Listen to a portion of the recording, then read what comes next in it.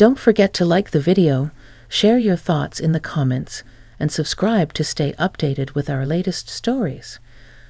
Before I begin, tell me, what city are you watching from tonight? I'd love to know where my listeners are joining me. It was just past midnight when I heard the knock. At first, I thought it was the wind rattling the shutters or maybe a tree branch brushing against the side of the house. But then it came again, steady, deliberate, and somehow urgent. I live alone now, in a quiet house at the end of the lane, and I can tell you, when someone knocks on your door at that hour, your heart jumps straight into your throat.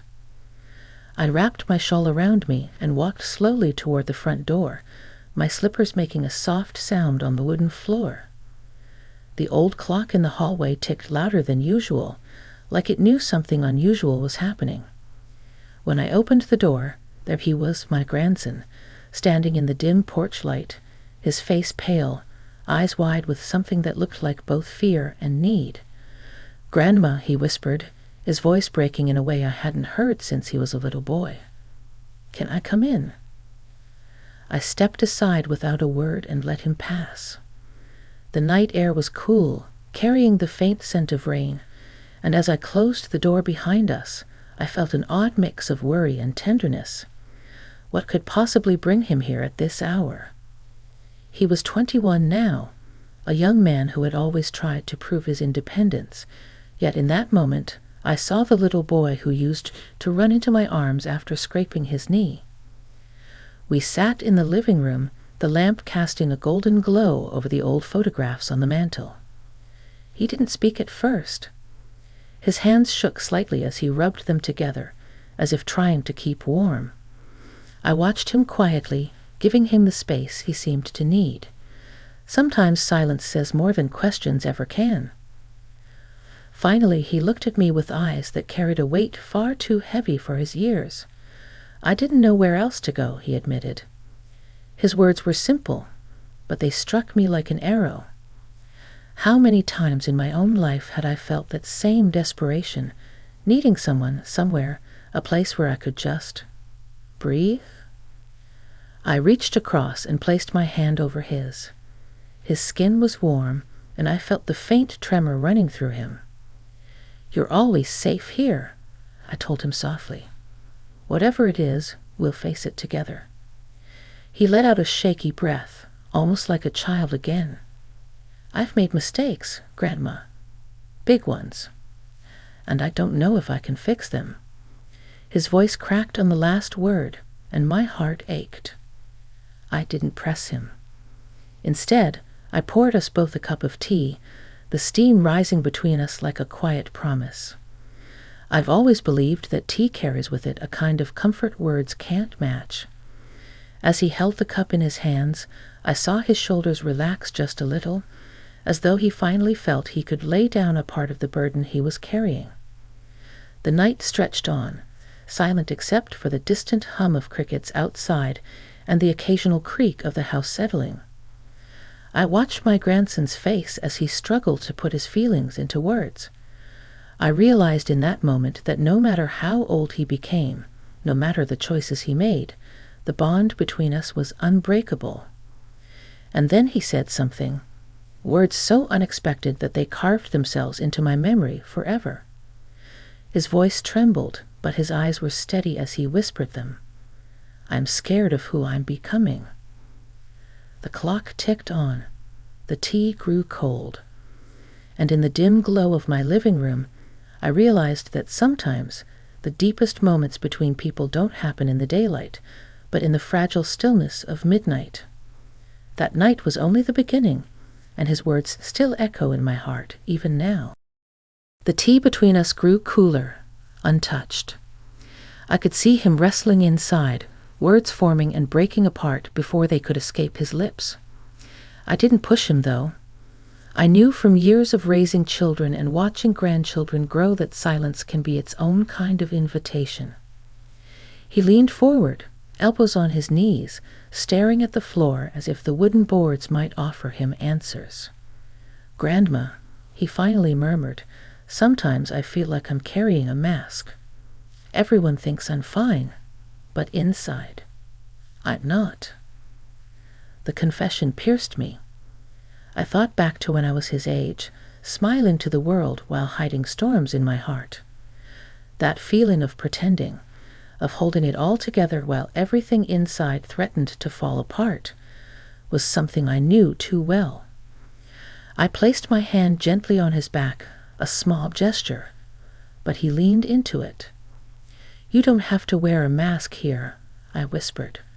"Not with me." He lifted his head then, and for the first time, his eyes glistened. I made choices I thought would make me strong, but instead, I feel weaker than ever. I let people down. I let myself down. The way he said it, his voice cracking but steady enough to reveal the depth of his guilt, made me ache for him. Yet I also felt a quiet pride. It takes courage to admit weakness. I told him about my own past mistakes, stories I'd never shared with him before, moments when I'd chosen wrongly, hurt others, or doubted my worth. I wanted him to see that even those he looked up to carried shadows, and that it was possible to walk forward despite them. As I spoke, he listened with a stillness that told me he wasn't just hearing my words, he was absorbing them. Every so often, he nodded, his jaw tightening, as if connecting my past to his present. Outside, the night deepened. The porch light flickered faintly, and the sound of rain began tapping softly against the windows. In that small, golden-lit living room, surrounded by old photographs and memories, it felt as though time had slowed just for us. "I don't want to lose myself," he said suddenly, breaking the quiet. "I don't want to become someone I won't even recognize." I squeezed his hand. "You won't," I assured him. "Because the very fact that you're here, telling me this, proves you're still holding on to who you really are." His breathing steadied after that, and though the weight hadn't lifted completely, I could see something shifting inside him. Maybe it was hope. Maybe it was just the relief of finally being heard. But it was enough to soften the darkness in his eyes. That night, as the rain fell heavier and the clock chimed once again, I realized something. Sometimes the most important thing we can give another person isn't advice or answers. It's the safe space where they can begin to find their own. The rain outside had turned into a steady rhythm, a kind of lullaby against the windows. My grandson sat back in the chair, his face calmer now, though his eyes still carried that shadow of unease. I poured us fresh tea, letting the steam rise between us, a gentle reminder that even in dark hours, warmth could be renewed. He watched me for a moment, then said quietly, "I didn't think you'd understand. I thought you'd be disappointed." Those words cut deep. Disappointed? The very idea made my chest tighten. "Oh, my dear boy," I answered softly, "there is nothing you could say that would make me stop loving you. Yes, I might hurt with you, I might worry, but disappointed? Never. Love doesn't work that way." He blinked fast, as if holding back tears, and for a moment I saw the little boy who used to run barefoot across my kitchen, crumbs of cookies trailing behind him. That memory flickered like a candle in my heart, reminding me how fragile and precious our roles in each other's lives truly are. He leaned forward, his voice lower now. "I tried to be stronger than I am. I wanted people to think I had it all figured out, but inside, I feel lost." I nodded slowly, remembering my own days of being lost, when I was younger, raising children, carrying burdens I thought I couldn't share. "Being lost doesn't mean you're broken," I told him. "Sometimes it just means you're on a path that hasn't revealed itself yet. And those moments, as painful as they feel, often shape us the most." He looked at me for a long time, as though weighing those words. Then, almost in a whisper, he asked, "Do you think I can change? That I can be better?" "Change isn't about becoming someone else," I replied. It's about uncovering who you really are underneath all the fear and mistakes, and I already see that person in you. The silence that followed wasn't heavy anymore. It was softer, almost like the hush of the rain, comforting and familiar. He rubbed his palms together, and I noticed the trembling had eased. His breathing was steadier now, as if something inside him had loosened its grip. We sat like that for a while. 2 generations connected not just by blood, but by the shared truth of being human, flawed, and yet capable of healing. Outside, the storm began to quiet, the drops slowing against the glass. Before long, he leaned back and said, "I'm glad I came here. I thought I'd feel worse, admitting all this. But I feel lighter somehow." I smiled gently. That's what happens when we stop carrying everything alone. The moment wasn't dramatic, but it was real. It was the kind of shift you can't see but can feel, like the first break in a storm cloud when the sun begins to push its way through. That night, I realized something about myself, too, that even in my later years, I still had a role to play, not just as a grandmother, but as a witness, a guide, and a reminder that love doesn't vanish with time. It only deepens. The storm had passed by the time the clock struck 3. The house was wrapped in silence, the kind that comes after rain, the air fresh, the night softer, as if even the world outside had exhaled. My grandson sat across from me, no longer hunched, no longer trembling. There was still weight in his eyes, yes, but something else too, something steadier, like a flame refusing to go out. He broke the silence first. "You know, Grandma, I almost didn't come tonight. I was driving around, thinking maybe I'd just sleep in the car or disappear for a while. But then I thought about you. I thought about how you always listen, how you never make me feel small. And I knew I had to knock on your door." Those words, they reached deep inside me, into places even I didn't realize were still tender. I swallowed hard before answering, my voice low but certain. "I'm glad you did. Because you're never alone, not while I'm here. Not ever." We talked more after that, not about mistakes or fears, but about little things. Memories from his childhood, the silly games we used to play, the way he'd sneak extra cookies when he thought I wasn't looking. He laughed softly at those stories, and I realized how much I had missed that sound. Laughter has a way of stitching broken pieces together, even if only a little at a time. At one point, he stood and walked to the mantel, running his fingers over the old photographs. "I don't want to be a shadow in my own life," he said quietly. "I want to be someone you're proud of." I joined him there, placing my hand gently on his shoulder. "You already are," I whispered. "Not because you're perfect, but because you're real. Because you're trying.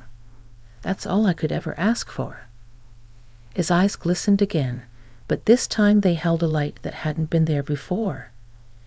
He nodded, and in that nod, I saw the beginning of something.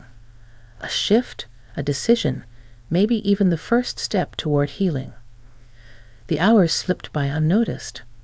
When he finally rose to leave, the sky outside was beginning to pale, streaks of dawn stretching across the horizon. He stood by the door, looking both tired and renewed, as if he had laid down part of his burden here and could finally breathe again. "Thank you, Grandma," he said softly, "for listening, for not judging me, for being you." I smiled, though my throat tightened with emotion. That's what I'm here for. And remember, my door will always open for you, no matter the hour, no matter the reason. He hugged me then, tighter than he had in years, and I held on as though time itself might try to pull us apart. When he finally let go and stepped out into the early morning, I stood in the doorway watching him walk toward his car, the first light of day brushing his face. As the car pulled away and the quiet returned, I closed the door gently and leaned against it, the echo of his words still alive in my heart. I didn't know where else to go. I'm scared of who I'm becoming. Those words will stay with me for the rest of my life, not because they were filled with fear, but because they were laced with honesty. And honesty is the beginning of change. That night reminded me of something I think many of us forget as we grow older. No matter how strong someone appears, no matter how grown they seem, every soul longs for a safe place, a place where they can lay down their mask and simply be. And sometimes all it takes is opening a door at midnight to remind us of the power of love, of listening, and of being present when it matters most. When I finally went to bed, the sun was rising, painting the world in gold. And though I was weary, my heart was full. Because I knew, without a doubt, that my grandson had found something in that midnight conversation, something that might just carry him forward into tomorrow. And I had found something too, the quiet truth that the bond between us was not just strong, but unshakable. Even now, when the house is silent and the nights are long, I can still hear his voice in my mind, echoing softly, his confession, his fears, his gratitude. And every time it returns, I hold it close, not as a burden, but as a reminder that love at its core is simply being there when the knock comes.